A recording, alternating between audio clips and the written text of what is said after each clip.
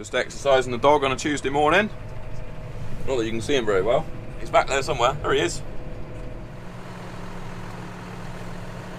Come on. The dog said he needed the toilet, so I said we could stop for a little break for 10 minutes. It's mid-morning. It's a nice place to stop. Ignore the puddles in the field. That's not what I want to show you. I thought I'd show you the stream. I'm at farm 1. I'm at home, the farm that I live at. It's just a nice little peaceful spot, really. Probably get some dog walkers coming along in a minute, wondering why I'm talking to a camera. Come on, Eric. It would be peaceful anyway if I didn't have if I didn't leave the tractor running.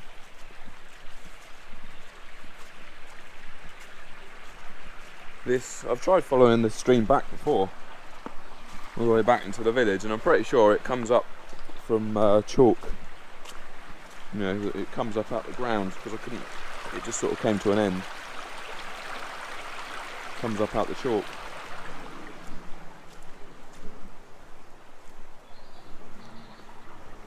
Eric's been under it before. He goes in the tube. I'm not going to do it now because he's got to get back in the tractor in a minute. But the kids like coming down here. It's a nice spot, especially in the summer. Come on, Eric.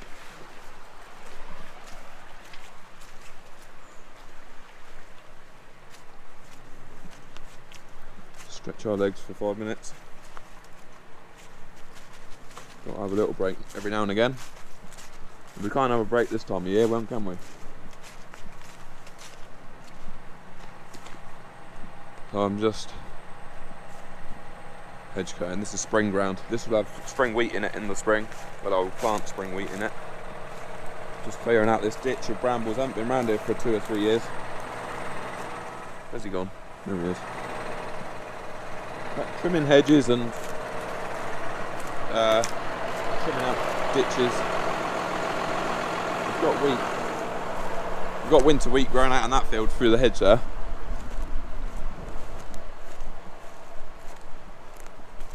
We'll go and have a look at that, shall we? See if I can jump across this ditch. I should have crossed over back there. What do you reckon, Eric? Am I going to fall in? Ready? Ah, oh, bugger! Nearly fell in.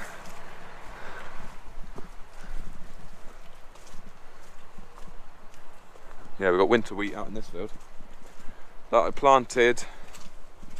I think it was like, yeah, it was definitely in November,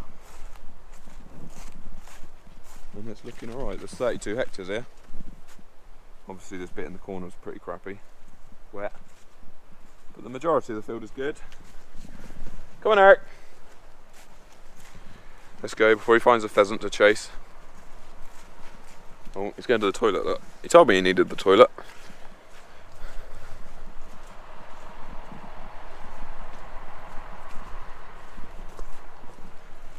Not a lot going on this week, just hedge cutting.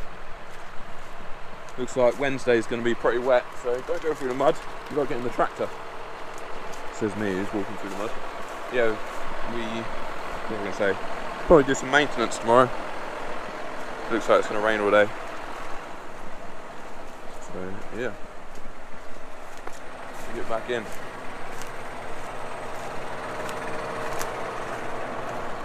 Oh, buddy. Come on.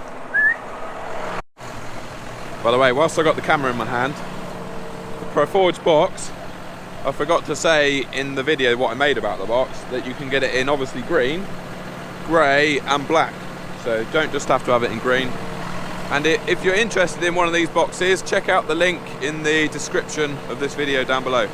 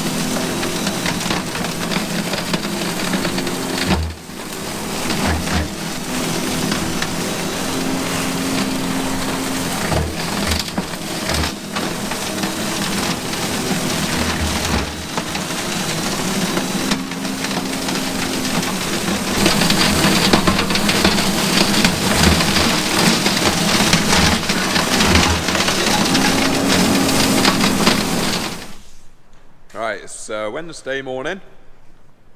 You can see Eric out in the wind and the rain, posing. Yeah, we've had quite a bit of rain this week already, and it's very windy as well today. We went out and did a bit of hedge cutting this morning, but ground conditions aren't great. We're making a bit of a mess, even on the grass margins around the outsides of the field. And I was struggling to see out of the window because the wind was just blowing the rain and the hedge trimmings onto the window. So I thought I'd come in the sheds. I'm up at farm 2. Thought I'd come in the shed and do a bit of maintenance. I'm going to give these flails a bit of a sharpen. Even the good ones are going dull now. But there's some that have got, you see, they've got sort of obviously hit something. They've got little nicks out of them. There's some that are really bad, and I've got a load of spare ones, so I'll probably just change that one. He's really bad.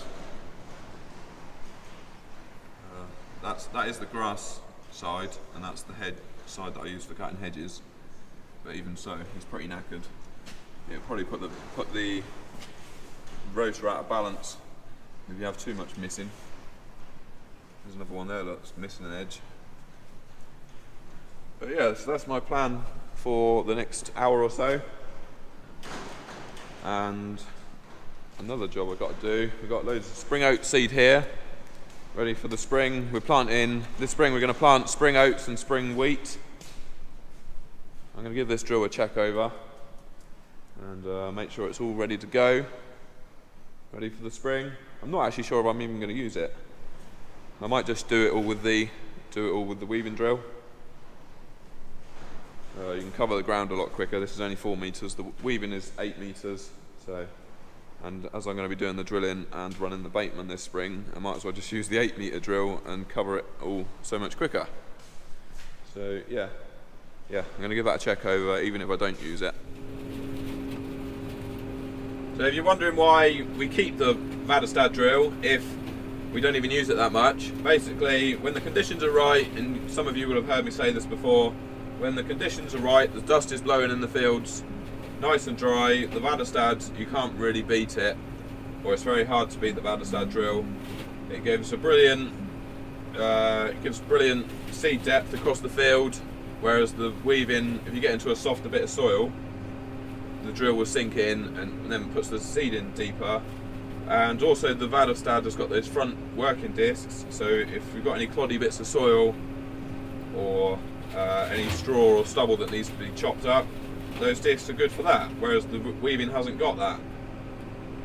But on the other hand, if you priced up a 6 meter weaving sabre tine drill, which is very similar to the one we've got, the weaving drill that we've got now, apart from it's got different seed legs and it's 6 meters, and you priced up a 6 meter Vadestad Rapid, you could probably buy two and a half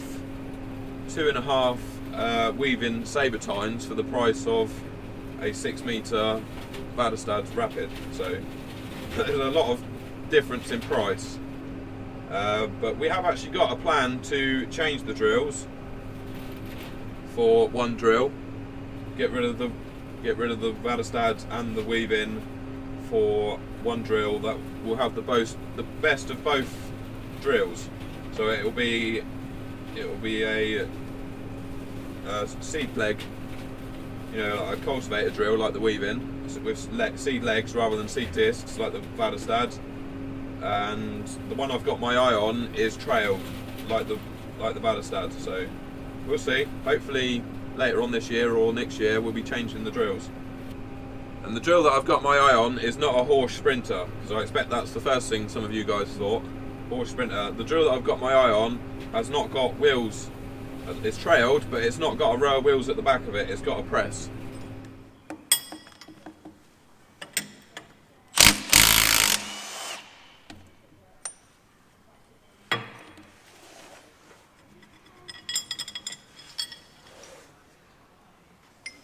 On there, and then put it back in again. Put the new one in. Oh. A little bit tight. There he goes. For a second then I thought it wasn't going to fit.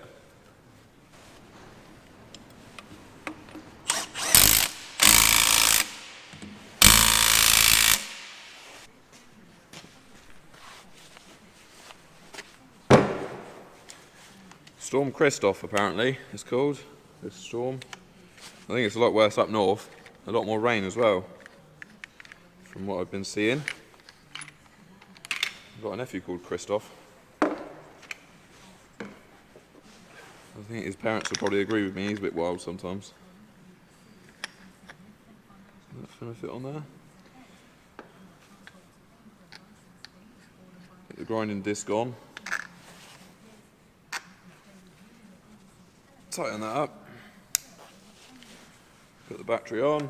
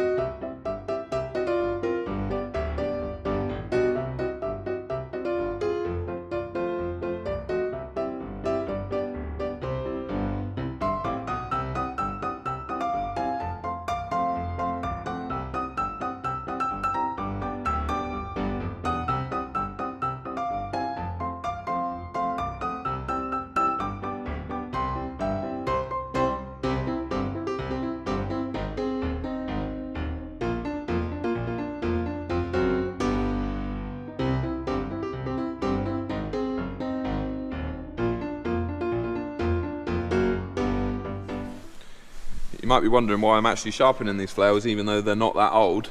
I think they've done, is it 240 hours on the rotor I think? But sharp flails, they'll cut nicer for a start.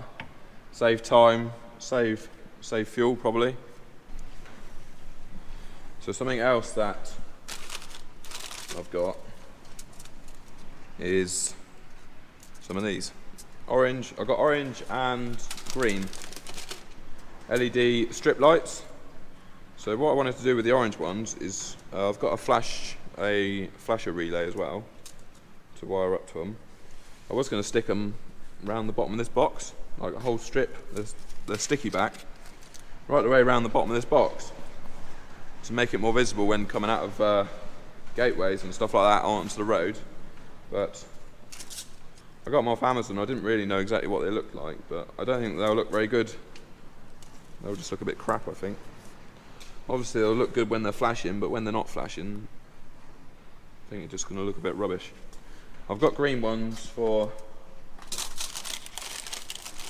yeah, I've got green ones to go in the grille on the bonnet, so we'll do that at some point when I haven't got the bonnet cover on. So Friday's turned out to be a foggy start to the day. They are forecasting sunshine. Yeah, I have brought the drone with me. If the sun does come out, I'll put the drone up and we'll finish off this video with a bit of drone footage. Yeah, as I'm out in the fields, and it's nice countryside down here. So yeah, we'll do a bit of drone videoing. No breakdowns this week, which is good. Just sort of looking forward to spring now, really, getting on with some spring work. Gonna have plenty to get on with this spring. Fertilising, drilling. We've got 200 hectares of spring drilling to do. Yeah, I'm going to be running the bateman. I'm going to be putting the fert spinner on here. I'm going to be here, there and everywhere. So we're hoping, keep my fingers crossed for a dry spring. Well, an early spring would be good, to be honest. So we can space out the work a bit. That would be good. But yeah, next week I'm going to be loading spring oats onto grain lorries, so I might do some videoing of that if you want to see that. Yeah, probably grain lorries and hedge cutting next week. I think it's like 12 loads of spring oats going. Hopefully we've got some nice bit of drone footage to put on next, so I'll stick that on and I'll see you soon. Thanks for watching.